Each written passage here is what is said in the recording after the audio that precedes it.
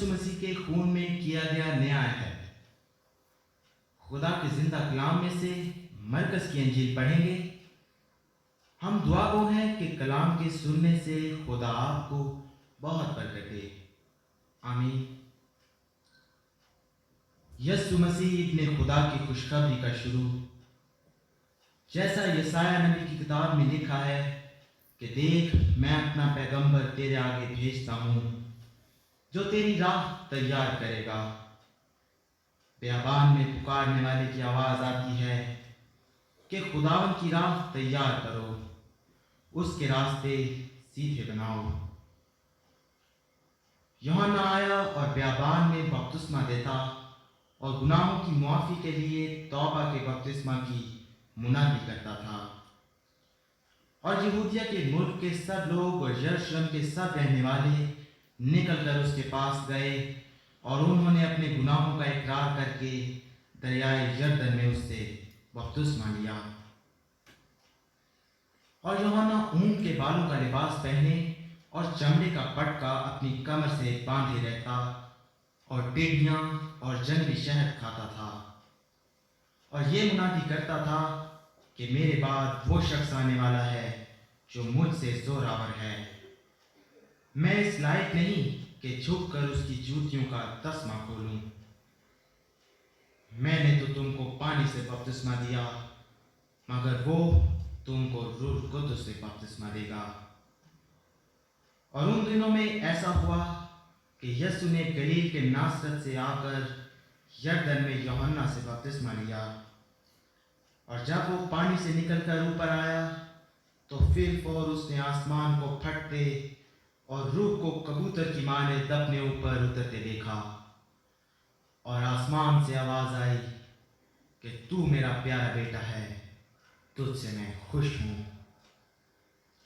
और फिर फौर रूह ने उसे बियाबान में भेज दिया और बियाबान में 40 दिन तक शैतान से आजमाया गया और जंगली जानवरों के साथ राह किया और फरिश्ते उसकी खिदमत करते रहे।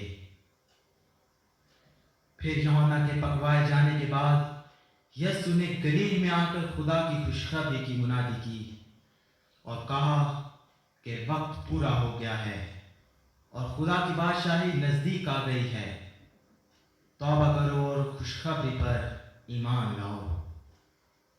और गलील की झील के किनारे किनारे जाते हुए उसने शमाउन और शमाउन के भाई इंद्रियास को झील में जाल डालते देखा, क्योंकि वो माहीगीर थे।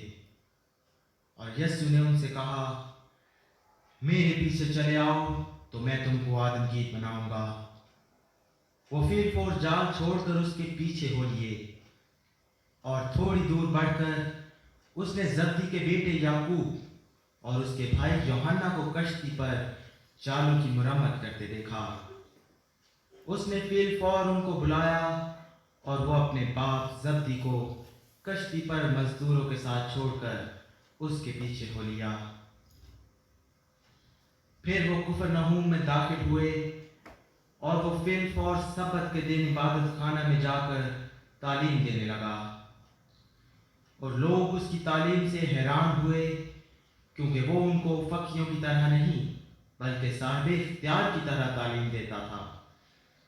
और फिर फौर उनके इबादत खाना में एक शख्स मिला जिसमें नापाक रूह थी। वो यूं कहकर चिल्लाया, क्या यीशु नासरी, हमें तुझसे क्या काम? क्या तू हमको हलाक करने आया है? मैं तुझे जानता हूं कि तू कौन है, खुदा का कद्दूस है। यीशु ने उसे झिड़क कर कहा, चुप रह और उसमें से निकल जा। बस वो नापाक रूह से मरोड़कर और बड़ी आवाज से चिल्लाकर उसमें से निकल गई। और सब लोग हैरान हुए और आपस में ये कहकर बहस करने लगे कि ये क्या है, ये तो नई तालीम है। वो नापाक रूहों को भी इख्तियार के साथ हुक्म देता है और वो उसका हुक्म मानती हैं। और फिर वो उसकी शोहरत गलील की उस तमाम नवाही में हर जगह फैल गई। और वो फिर फौर इबादत खाना से निकलकर याकूब और यूहन्ना के साथ शमाउन और इंद्रियास के घर आए। शमाउन की सास तप में पड़ी थी اور انہوں نے فی الفور اس کی خبر اسے دی۔ اس نے پاس جا کر اور اس کا ہاتھ پکڑ کر اسے اٹھایا اور تب اس پر سے اتر گئی اور وہ ان کی خدمت کرنے لگی۔ شام کو جب سورج ڈوب گیا تو لوگ سب بیماروں کو اور ان کو جن میں بدروحیں تھیں اس کے پاس لائے، اور سارا شہر دروازہ پر جمع ہو گیا۔ اور اس نے بہتوں کو جو طرح طرح کی بیماریوں میں گرفتار تھے اچھا کیا، اور بہت سی بدروحوں کو نکالا اور بدروحوں کو بولنے نہ دیا، کیونکہ وہ اسے پہچانتی تھیں۔ اور صبح ہی دن نکلنے سے بہت پہلے وہ اٹھ کر نکلا اور ایک ویران جگہ میں گیا اور وہاں دعا کی، اور شمعون اور اس کے ساتھی اس کے پیچھے گئے، اور جب وہ ملا تو اس سے کہا کہ سب لوگ تجھے ڈھونڈ رہے ہیں۔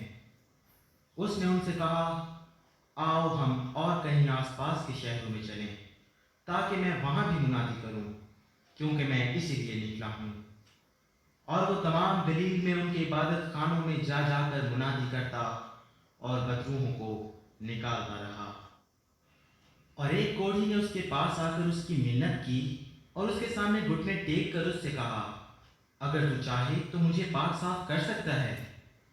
اس نے اس پر ترس کھا کر ہاتھ بڑھایا اور اسے چھو کر اس سے کہا، میں چاہتا ہوں تو پاک صاف ہو جا۔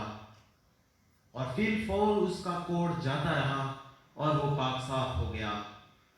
اور اس نے اسے تاکید کر کے فی الفور رخصت کیا اور اس سے کہا، خبردار کسی سے کچھ نہ کہنا، مگر جا کر اپنے تئیں کاہن کو دکھا اور اپنے پاک صاف ہو جانے کی بابت ان چیزوں کو جو موسیٰ نے مقرر کی نظر گزران، تاکہ ان کے لیے گواہی ہو۔ لیکن وہ باہر جا کر بہت چرچا کرنے لگا اور اس بات کو ایسا مشہور کیا کہ یسوع شہر میں پھر ظاہراً داخل نہ ہو سکا، بلکہ باہر ویران مقاموں میں رہا، اور لوگ چاروں طرف سے اس کے پاس آتے تھے۔ مرکز کی انجیل کا پہلا باب یہاں ختم ہوا۔